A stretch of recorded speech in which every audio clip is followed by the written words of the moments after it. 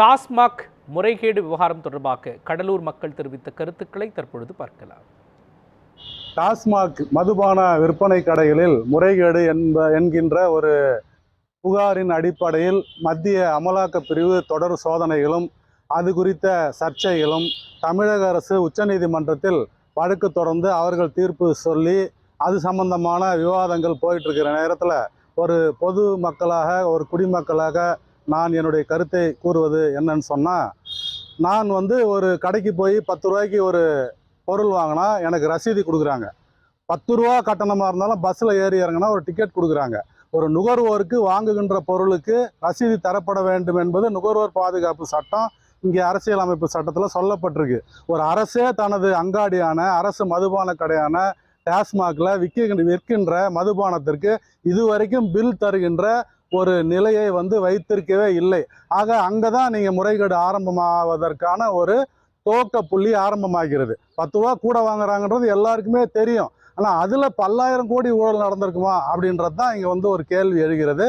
அதை வைத்து அமலாக்கத்துறை இங்கே சோதனையை செய்வது என்பது மாநில அரசு எப்படி அத்துமீறுகிறதோ அது போலத்தான் மத்திய அரசும் அத்துமீறுவதாக எனக்கு தோன்றுகிறது. காரணம், அவர்கள் ஆளுகின்ற மத்திய அரசு ஆளுகின்ற அவர்கள் கட்சி ஆளுகின்ற பிற மாநிலங்களில் இங்கு நடப்பதை போன்ற தொடர் அமலாக்கத்துறை சோதனைகள் என்பது இல்லை. ஆகவே இருவருமே அவரவர்கள் நிலையில் அவர்கள் சட்டத்துக்கு புறம்பாக விதிகளுக்கு புறம்பாக தற்சார்பு முறையில் வேண்டா விருப்பாகத்தான் இந்த நிலையை வைத்திருக்கிறார்கள். தமிழக அரசு உச்சநீதிமன்றத்திலே தற்பொழுது தடை வாங்கியிருக்கிறார்கள். டாஸ்மாக் என்று வருகின்ற பொழுது அது மக்களுக்கு எதிரான போதைப் பொருட்களிலே அதுவும் அடங்குகின்றது. இன்றைக்கு தமிழகத்தில் பெரும்பான்மையான சட்ட ஒழுங்கு பிரச்சனைகள் வருவதற்கு காரணம் டாஸ்மாக் தான்.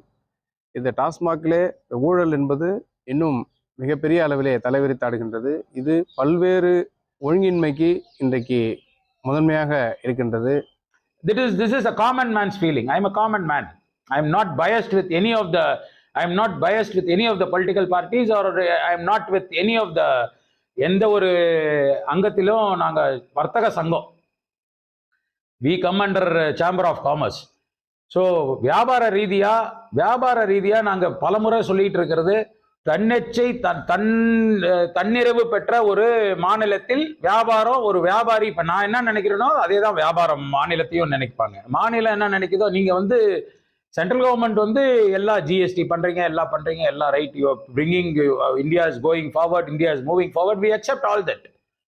பட் நாங்களும் தமிழ்நாடும் நம்பர் 1ல இருக்கு, தமிழ்நாடும் நம்பர் 1 ஆஃப் கலெக்ஷன்ஸ்ல இருக்கு, இந்த டாப் 3 டாப் 5ல இருக்குன்றத நம்ம மறந்துடக்கூடாது. So I don't think there is any recommendations that is required by